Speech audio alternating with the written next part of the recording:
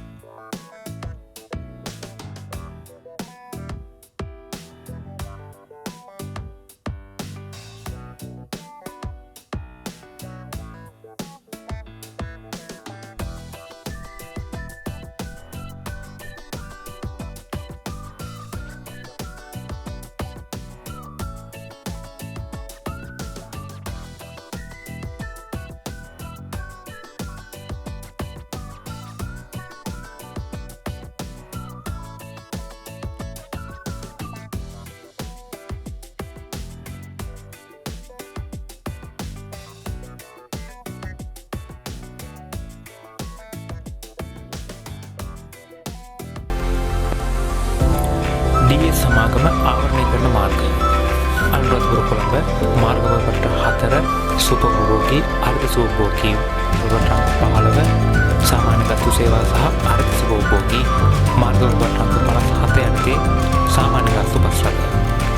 වවුනියා කොළඹ මාර්ගවලට 15 අර්ධ සුපභෝගී වවුනියා කොළඹ මාර්ගවලට 57 යටතේ සාමාන්‍ය ගතු බස් රථ.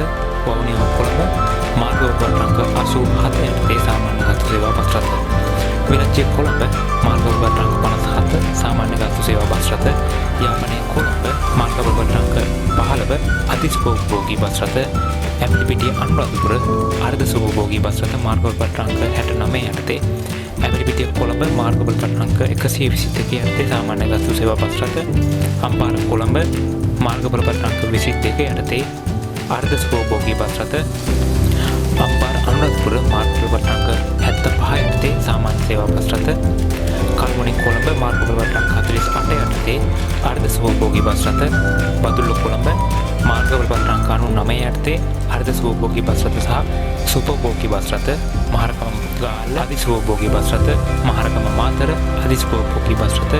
කඩුවෙල ගාල්ල අධි සුපභෝගී බස් රථ. මාතර අනුරාධපුර මාර්ගවලට 2 යටතේ අර්ධ සුපභෝගී බස් රථ. මිගමුව මාතර අධි සුපභෝගී බස් රථ. මිගමුව කොළඹ සුපභෝගී බස් රථ. නුවර කොළඹ මාර්ගවලට 1 යටතේ සුපභෝගී බස් රථ. නුවර මාතර අධි සුපභෝගී බස් රථ. ගුවන්තොටුපොළ කොළඹ සුපභෝගී බස් රථ. කතරගම කොළඹ අධි සුපභෝගී බස් රථ. ගාල්ල කොළඹ මාර්ගවලට 2 යටතේ සුපභෝගී බස් රථ. මාතර කොළඹ අධි සුපභෝගී බස් රථ. මීට අමතරව මාර්ගවලට 10කට ආසන්න සංඛ්‍යාවක බස් රථ මේ වනවිට ධාවනය නොවේ.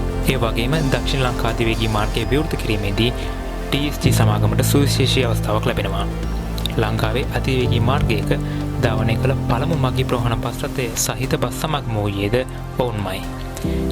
කෙසේවත් දශක 2කට ආසන්න කාලයක් මගී ප්‍රවාහනයේ යෙදෙන DS ගුණසේකර සමාගම ලංකාව පුරාම සේවය සපයන නිසා DSG නාමය නොදන්නා කෙනෙක් නැත. වේගවත් ගමන් විලාසය නිසා ඇතැම් අය මෙම බස් රථවලට යාමට පුරුදුව සිටී.